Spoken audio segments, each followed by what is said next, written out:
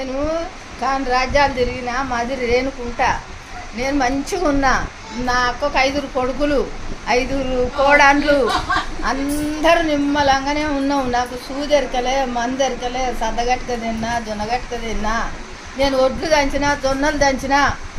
నేను బతకలేక కూడా దంచపోయినా, కారపొడి కొట్టపోయినా. నా 2 పిల్లలను చదువుకున్నా, నా కొడుకుని చదువుకున్నా. నేను మంచిగానే ఉన్నా. నేను ఒకటి కళ్ళే తాగుతా, మందు తావా, ఏ తావా.